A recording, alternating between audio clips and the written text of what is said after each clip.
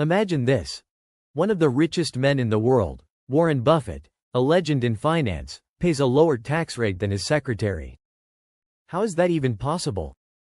Today, we're diving into one of the biggest financial loopholes in the system and exposing how billionaires like Buffett, Elon Musk and Jeff Bezos and many others manage to keep their tax bills low, while the rest of us pay way more. Stay tuned, because this is going to change the way you look at taxes, wealth, and fairness in America. Who is Warren Buffett?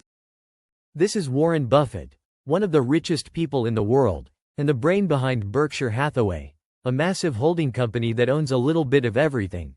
Geico, Dairy Queen, a huge railroad, and massive stakes in companies like Apple and Coca-Cola. When these companies thrive and their stock goes up, so does Berkshire Hathaway's value. And when Buffett took over Berkshire Hathaway in 1965, a single share cost $19. Guess how much that share is worth today? Nearly $500,000. But here's the kicker. While Buffett's wealth is tied up in the skyrocketing value of Berkshire Hathaway, he still pays a lower tax rate than his secretary.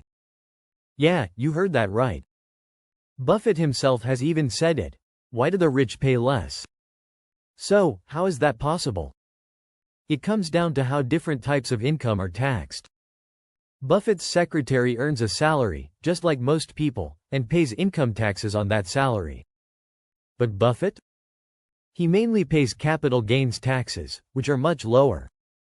Capital gains taxes apply to the profit you make when you sell stocks, real estate, or other investments. And here's the thing. The tax rate on capital gains is almost half the rate of regular income taxes. The growing divide. Rich getting richer. This tax system has created a massive gap between the wealthiest Americans and everyone else. In the last 40 years, the after-tax income of the richest Americans has increased by 400%, while middle-class incomes have only grown by 50%. Richest Americans. 400% growth. Middle-class Americans. 50% growth. This means the rich aren't just getting richer. They're pulling away at lightning speed. And the way they make money is completely different from how most people do. A typical 1%er who wants to be taxed more. Let me introduce you to Morris.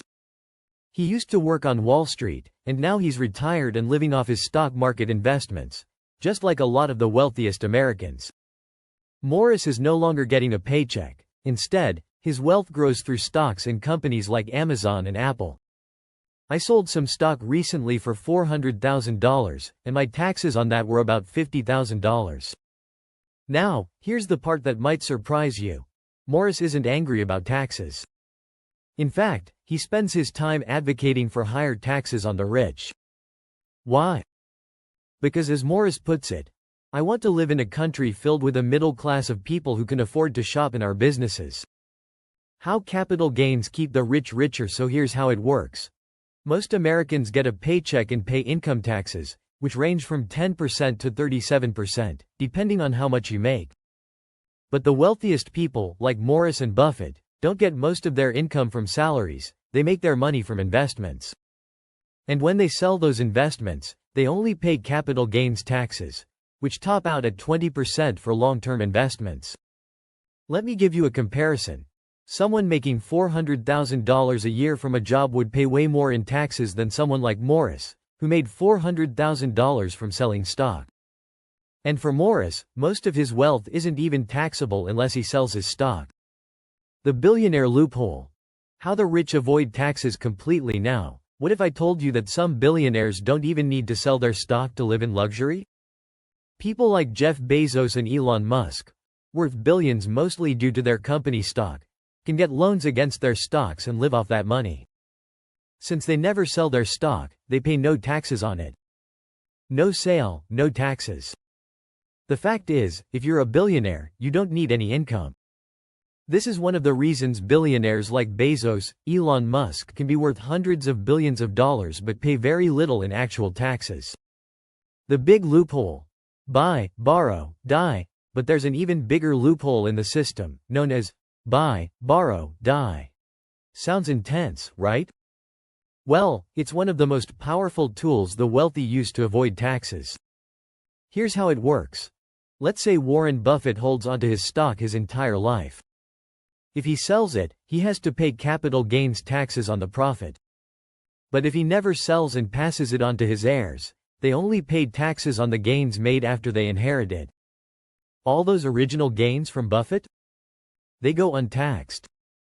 It's like hitting a reset button on taxes, leaving billions of dollars in profits completely untouched by the government. What's being done to fix this?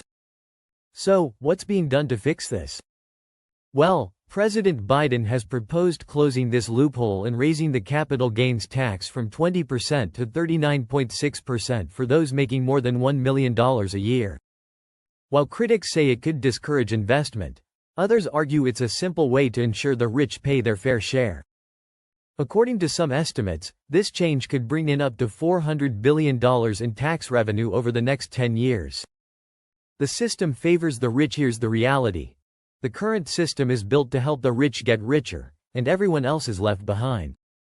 Wealthy Americans like Buffett and Bezos can accumulate unimaginable wealth, while the middle class is stuck paying higher tax rates on their income.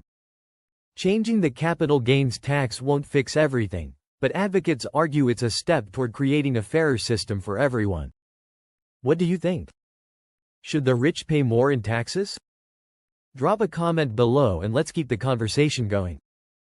If this video opened your eyes to how the tax system really works, hit that like button, subscribe for more content like this, and share it with someone who needs to hear the truth.